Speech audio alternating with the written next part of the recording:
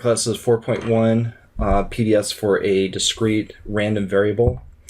This one's just a brief example. What we're going to do is look at verify that this probability distribution function is in fact a probability distribution function. So down at the bottom the question is, why is that the case, and we'll verify that. So here, first thing what you want to do is look for are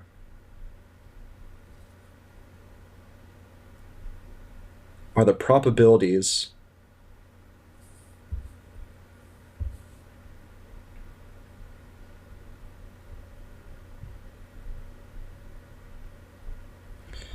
between 0 and 1.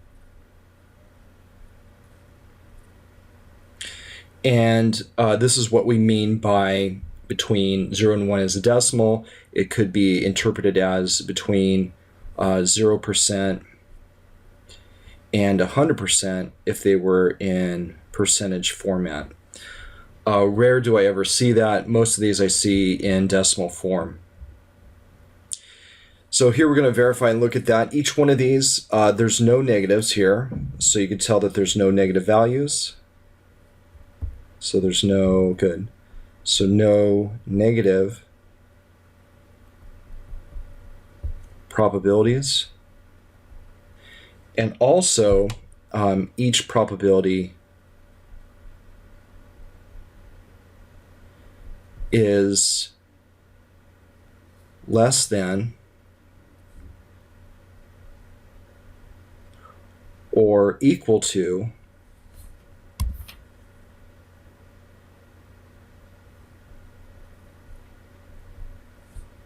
1. So we kind of have both verified here. Again, we have no negative probabilities, and each probability is less than or equal to 1 in that case. So kind of, between 0 and 1, between 0 and 1 for each one of those. Great. Now the third thing there at the bottom is to verify that the sum is the sum of the probabilities equal to 1. And we'll go ahead and do that. So let's go ahead and add up all these probabilities here. Probably the easiest way to do that is to grab a calculator and do that. Would be simple to take 8 plus 16 plus 32. We could do that too. All right. 0.08 plus 0.16 plus 0.32 plus 0.28 plus 0.12 plus 0.04, and there it gives us 1, or we could say that that is equal to 1.00. So again, just a real quick example illustrating that we've got all three here. There's no negatives, each probability is between 0 and 1 inclusively, and that the sum of the probabilities is equal to 1. So down here I've got the reasons to justify.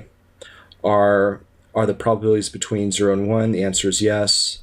2 is the sum of the probabilities equal to 1.